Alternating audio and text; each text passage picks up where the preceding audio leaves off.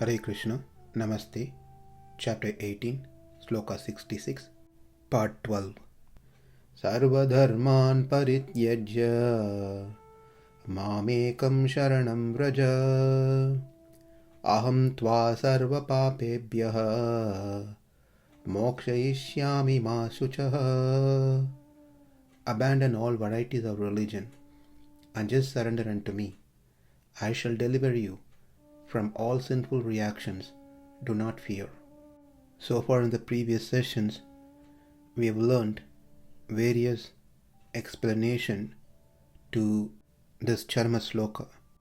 We ended the previous session with a question that Bhakti Yoga is difficult to perform. Now let's understand what it means. Bhakti and Bhakti Yoga are very different in the eyes of the scriptures, but in common usage we loosely use Bhakti and Bhakti Yoga interchangeably. Bhakti is present in all the practices. When one performs Karma Yoga, Bhakti must be part of Karma Yoga. When one is engaged in Jnana Yoga, Bhakti must be part of Jnana Yoga. And of course, one is engaged in Bhakti Yoga, Bhakti must be part of Bhakti Yoga. I am not the doer, it is Krishna who is doing it.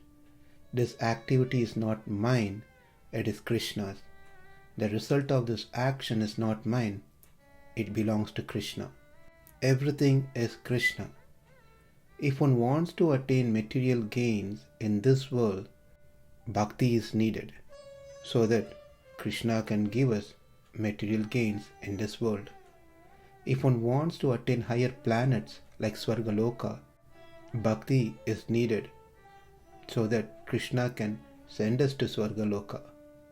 If one wants to attain vision of Atma, Bhakti towards Krishna is needed so Krishna can bless us to get Atma Sakshatkara.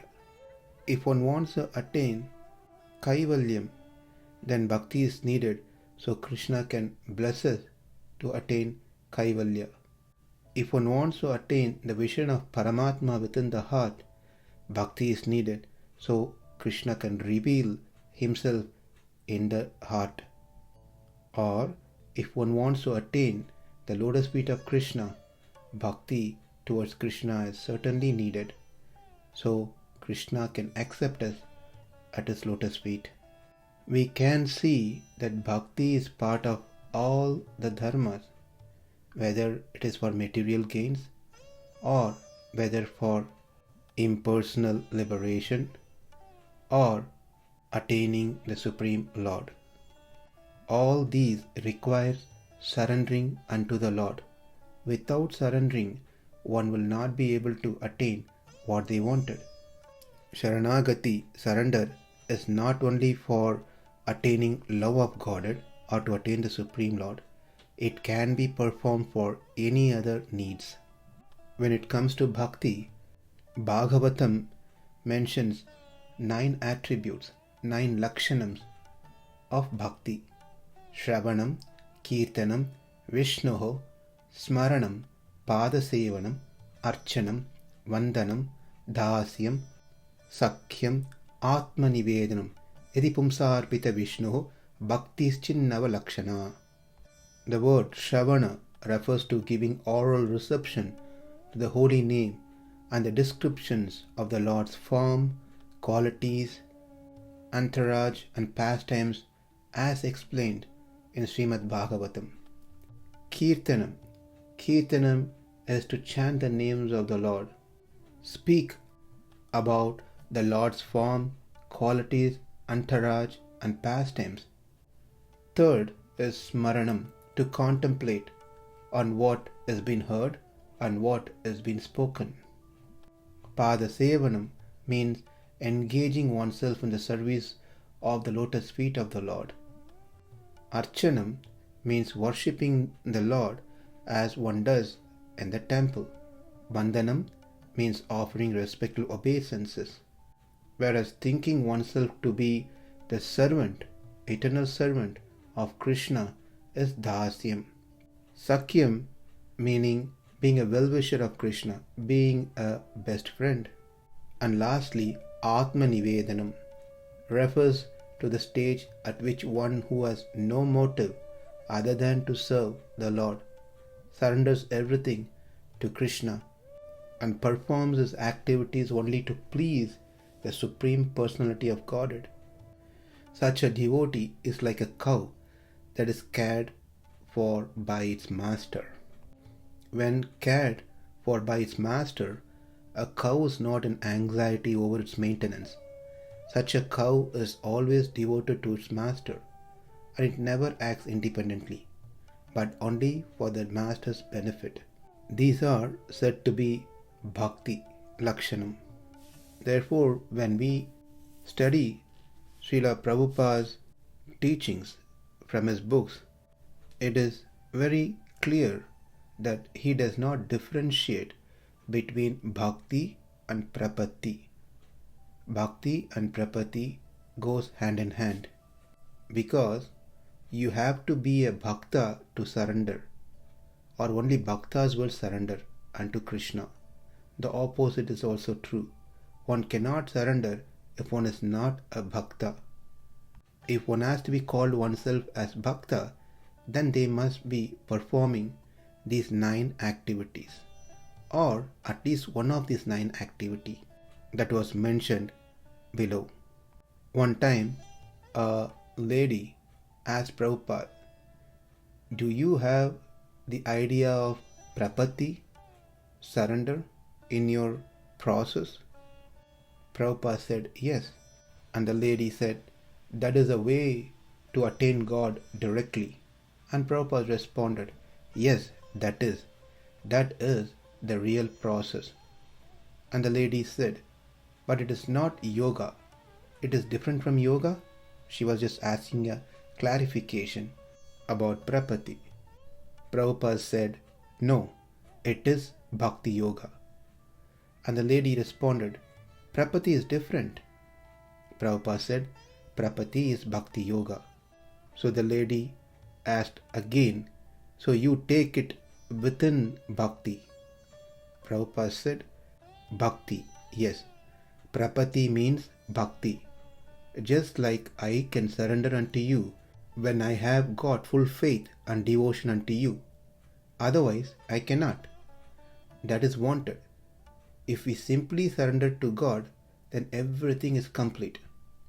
Therefore, in the Bhagavad Gita, the prapatti is described, bahunam janmanam ante jnanavanam prapatyate, in 7th chapter, 19th sloka.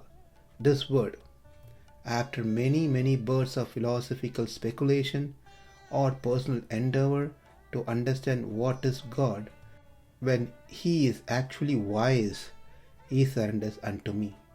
And it is said in the next line, Vasudheva sarvamiti sa mahatma sudurlabha. Vasudeva, Krishna, is everything.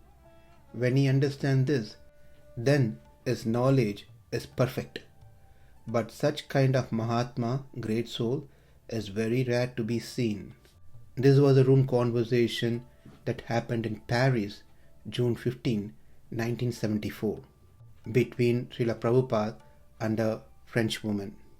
In another lecture, Srila Prabhupada says, any yoga system means an endeavor to connect our relationship with the Supreme Lord. That is called yoga. So, someone is trying to make the connection, karma yoga.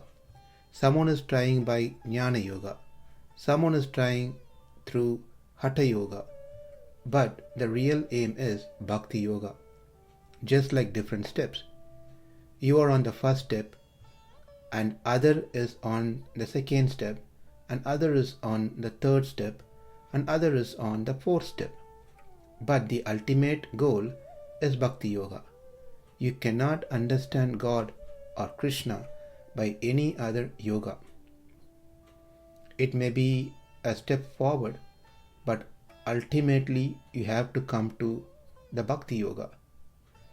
Therefore, in the Bhagavad Gita, it is said, Bahunam janmanam ante after many births endeavors to execute the yoga system.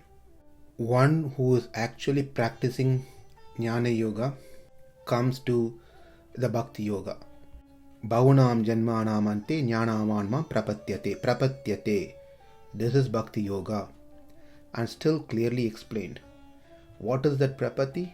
Vasudheva sarvamiti sa mahatma sudurlabha.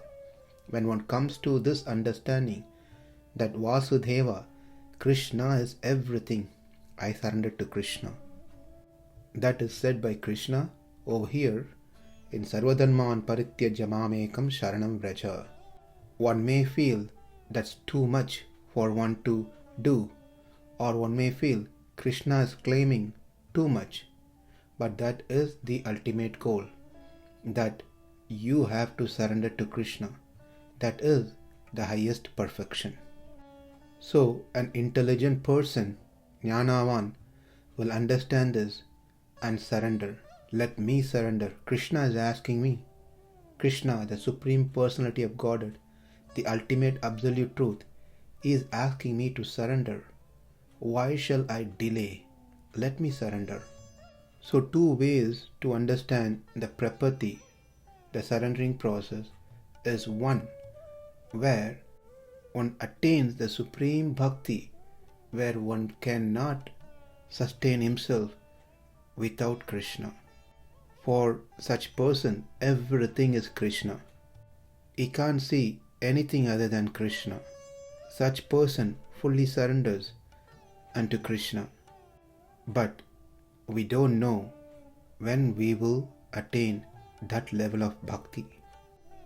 Then it falls into the second level of surrender, where one surrenders unto Krishna, accepting the inability for oneself to perform such a high level of bhakti, and begging at the lotus feet of Krishna to bestow that bhakti. In the first case, one works oneself towards attaining that bhakti towards Krishna. In the second case, one is helplessly approaching, surrendering unto Krishna to get that level of bhakti. The first one may take longer time, even many lifetimes. Bahunam janmanam ante. Whereas one who surrenders to the Lord, accepting their inability and seeking for Lord's help sincerely and desperately, will be able to attain the same. So the only difference is you want to surrender after you attain that bhakti, or you want to surrender before you attain that bhakti. If one follows the first path, then they are bhakti yogis. If one follows the second path, then he is śaraṇagata, a surrendered soul. My dear Krishna, the one that you mentioned in the 65th sloka, Manmana bhavamat bhaktaha madhyaji mam namaskuru mame vaishyasi satyam te pratijane priyosi me. With unwavering devotion, focus your mind on me alone, always. With the same devotion, perform acts constituting my worship. Bow to me with the same devotion. You will come to me alone. This is truth. As you are exceedingly dear to me, I promise to you. That level of bhakti I don't have. If I can only attain you by having such bhakti unto you, then I am not sure when I will attain you. I may be stuck in this material world, taking life after life after life. How much ever I try, I am not going to be able to make it myself. But if you so desire, you can make me a devotee. Therefore, I surrender at your lotus feet. This must be our prayer in a helpless mood. We hope that this session helps to clear any doubts that we may have in regards to bhakti and prapati. Prapati and bhakti goes hand in hand. But then, why in the previous sessions we often mentioned bhakti yoga is difficult and that has to be given up. That is what we saw in the fourth explanation. Bhakti Yoga should not be taken as upaya, a means to attain Krishna. Rather, one has to accept Krishna as upaya to attain Krishna, which is what's said to be prapatti. Srila Prabhupada made the entire bhakti process much simpler way for the whole world, so everyone can take up Krishna consciousness. That is mercy, is greatness. Chant 16 rounds of Hare Krishna Mahamantra. Follow the 4 regulatory principles: no meat eating, no intoxication, no gambling, no illicit relationship. Do not commit offenses to the Vaishnavas. Accept Krishna as the only supreme personality of Godhead. Eat food that is offered to Krishna. Perform Vaishnava Seva, and your life will be perfected. This is the bhakti process that was given by Srila Prabhupada to the world. This is not the bhakti or bhakti yoga that has been said to be given up. And in fact, these are not hard in many sense. The hardest part, which is said to be given up, is that bhakti yoga which is mentioned in the Upanishads. When we say given up, it is not that we are rejecting what has been given in Upanishad. We are unable to perform, therefore we give up, as it requires a lot of effort from our side. Let's get a glimpse of that bhakti yoga which are mentioned in the Upanishads in our next session. Thank you. Hare Krishna.